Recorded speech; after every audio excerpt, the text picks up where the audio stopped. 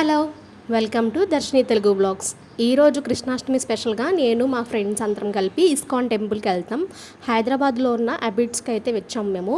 ఇక్కడ చాలా అంటే చాలామంది జనం ఉన్నారు. ఇక్కడ చూసింది 10%, ఇంకా పైన అయితే చాలామంది ఉన్నారు. అసలు ఇంతమంది వస్తారని అయితే మేము ఎక్స్పెక్ట్ చేయలేదు. ఇక్కడ వచ్చిన జనాన్ని చూస్తే మాకు దర్శనం ఏ ఈవినింగ్ అవుతుందో అనుకున్నాము. అంతమంది జనం ఉన్నారు, చాలా అంటే చాలామంది వచ్చారు. ఇంకా ఏదైనా సరే అని చెప్పేసి ఇంకా దర్శనానికి అయితే స్టార్ట్ అయిపోయాము.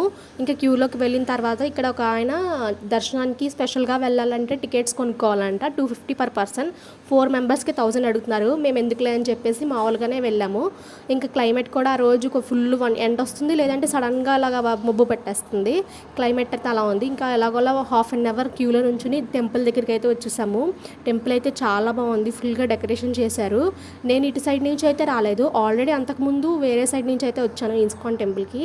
ఇటు సైడ్ అంతా కృష్ణుడివి లాగా బొమ్మల్లాగా మొత్తం హిస్టరీ లాగా ఉంది, చాలా బాగుంది. అన్నీ చూసుకుంటూ అయితే వెళ్ళాము. నేను ఈ ఎంట్రన్స్లో నుంచి కాకుండా వేరే ఎంట్రన్స్లో నుంచి అయితే వెళ్ళాను ఇస్కాన్ టెంపుల్కి. ఆ వీడియో కూడా నేను త్వరలోనే అప్లోడ్ చేస్తాను, ఫుల్ ఇస్కాన్ టెంపుల్ వ్లాగ్. ఈలో ఎంతమంది ఈ ఇస్కాన్ టెంపుల్కి వచ్చారు కమెంట్ చేసి చెప్పండి. అండ్ మీరు కృష్ణాష్టమి ఎలా చేసుకున్నారో కూడా కమెంట్ చేసి చెప్పండి. టెంపుల్ అయితే చాలా అంటే చాలా బాగుంది.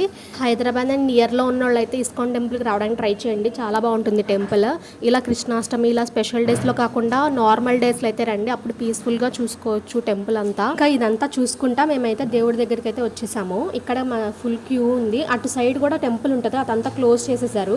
అటు అంతా ఎలా ఉంటుంది నార్మల్ డేస్లో అయితే, ఇప్పుడైతే లేదు. ఇంకా టెంపుల్ని దేవుణ్ణి మంచిగా అలంకరించారు, చాలా కళగా ఉన్నాయి విగ్రహాలు.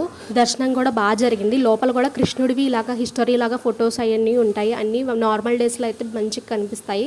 ఇంకా మంచిగా దర్శనం చేసేసుకుని బయటకైతే వచ్చేసాము. బయటకు వచ్చేసిన తర్వాత ఇలాగా ఎగ్జిట్ అయితే ఎంట్రన్స్ పెట్టారనమాట. ఇంకా ఇక్కడ ప్రసాదం కూడా తీసుకున్నాము, లడ్డు 20 రూపీస్ పడింది. ఇంకా ప్రసాదం తీసుకుని అయితే రిటర్న్ అయిపోయాము. ఐ హోప్ మీకు ఈ వీడియో నచ్చింది అనుకుంటున్నాను. మీకు నచ్చినట్టయితే లైక్ చేయండి, మీ ఫ్రెండ్స్ అండ్ ఫ్యామిలీ మెంబర్స్కి షేర్ చేయండి, సబ్స్క్రైబ్ చేయడం మాత్రం మర్చిపోవద్దు. మీకు ఏమనిపించిందో కమెంట్ సెక్షన్లో పెట్టండి. మళ్ళీ నెక్స్ట్ వీడియోలో కలుసుకుందాం. అప్పటి వరకు bye guys, thanks for watching.